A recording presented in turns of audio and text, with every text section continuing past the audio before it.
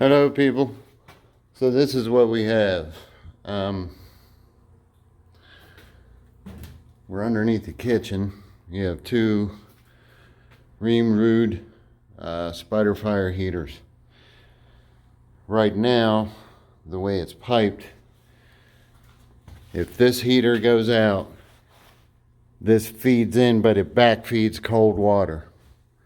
So it tempers the heater. It's actually, when this tank cools, it feeds into the line. There's no check, there's no true bypass on that side. So that heater tripped out. So what I'm going to do is create a true bypass. I'm also allowing it to run in series, just in case. You know, you never know if electronics on these, as you can see, there's a little bit more to them than just a regular old heater. So if the control board say were to go out, I can still use this tank as a storage tank running off of this heater, and vice versa once I get the true bypass done. And then obviously, like I said, vice versa, this one will be able to feed into that tank, and at least we'll have 130 gallons of hot water. So, I'm sorry, did I say 130? These are 80s, I believe. So, yeah. But anyway, that's what I'm doing tonight. Of course, I couldn't get started until 11:30ish because the kitchen runs full time. So it's about 12:13. I'm gonna try to cut some of this out too. Here, let me get some light. As you can see, it's just been here for a long time and beginning to get pitted. So I do have several valves over here that I can isolate. So I'm going to try to get rid of some of this. Anyway, as soon as I'm done or whatever, get an update, I'll bring you back. Ah, the wonderful world of ProPress. The Ridgid RP241. Yeah, we've had it for a while, but boy, it's a lifesaver. Any plumber out there knows that. It beats the old way of soldering, jet sweat, bread. How many of you have used bread in your life? Soldering joints or valves in. So anyway, first valve going in. Let's calibrate.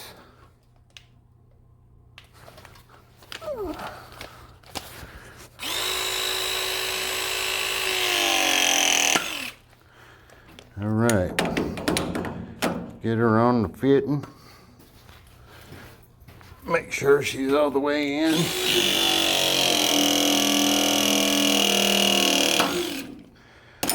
Ta-da. Hard to do this, but you get the idea. Green light means go. You can see that crimp. Maybe. So we're good. Just wanted to show that because I love this thing. Mini ProPress up to 1.25 inches. So it's about 1:30.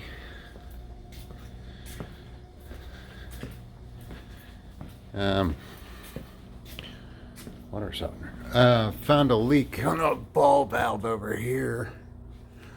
That, I'm gonna have to check where that leak's coming from. But I know that there's a leak here, but I believe it's just the packing on that ball valve. I see a drip right there, so I'll fix that before I leave. No biggie. And I'll try to figure out what the other one is. Well, no one's here if I have to shut down anything. So again, back to our heaters. So what I did was move a ball valve here, closer to the heater, check valve. Then kind of what I'm infamous, not necessarily in a great way. I don't know. 45s, get it away from that check valve that I put in so we don't have it back feeding anymore when we isolate. Yeah, 45s, two things. It reduces restriction of flow. I did have to use a 90 there because I had no other way to get that angle. Yeah, I might have been able to if I used 4 or 5 45s, but then you're just using 2 90s. So also space to work on this check valve if you ever have to. We have room, so it's not jammed up against there. And bullheading a T, I would have to go down, back up, you know, it's whatever. So right now, I did run some water. There's an 8-degree differential on these heaters.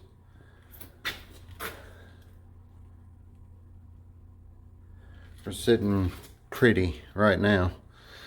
So also, if this heater goes down,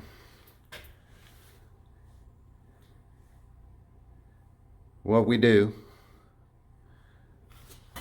is leave this ball valve on, shut the cold off, open this ball valve so it feeds the bottom of the heater and uses it as a more or less a storage tank.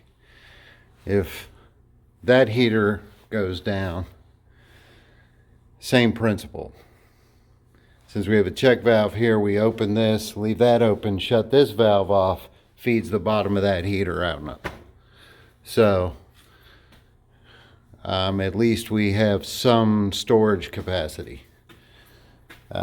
They will run out in that instance because they use a lot of hot water in the kitchen. Sometimes they leave things on that probably shouldn't be on for 8 hours at a time.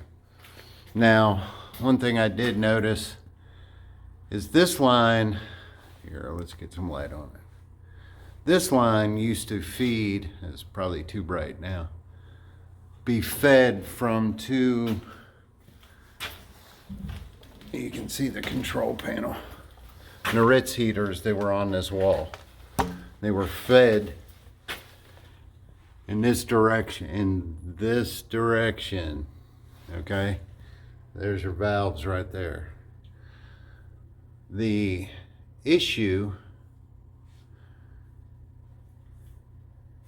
with even having them there is if we were ever to use those for future use, I have check valves on the other end. They are facing the wrong way. I don't know why this valve is a quarter open. This valve is off on the hot. It does feed, okay, all right. So when I pipe this heater, this is the newer heater. When I piped this heater, I went ahead and plugged it, which you normally do when you know, you're not gonna use all 4 outlets or 2 inlets, 2 outlets most of the time. But what I was able to do, since we did an addition way down here, I went ahead and came out and fed. Now this is not doing anything anymore.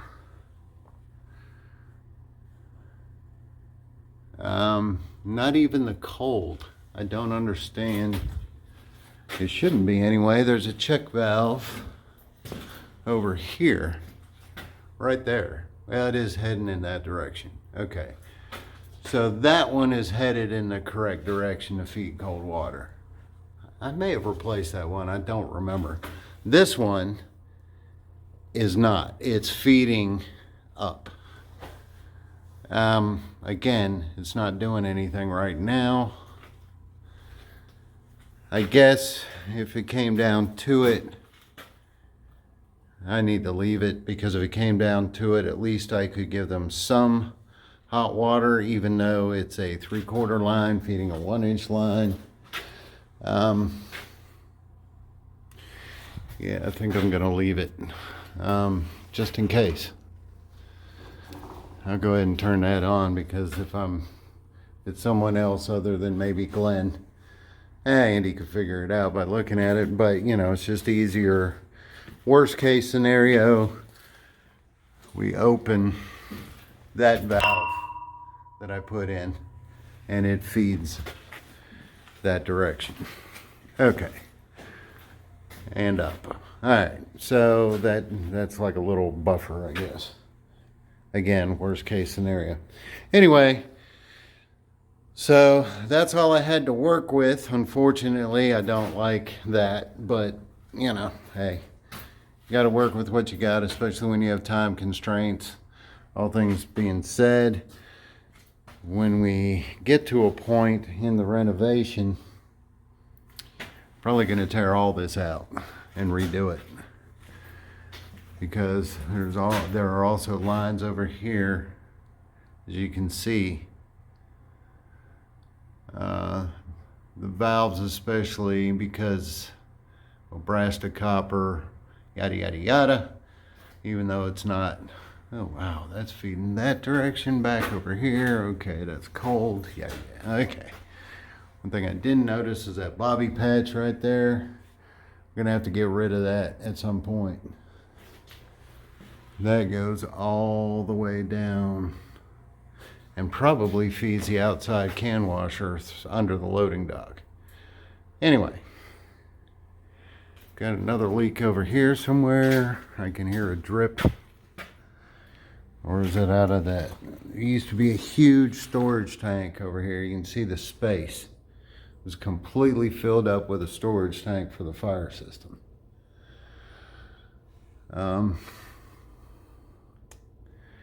Makes it easier to get to my main valves over there on the wall. Oh, these are no longer used. Those are no longer used, but I'm gonna leave them for future, just in case. So far everything's holding up. Holding temperature.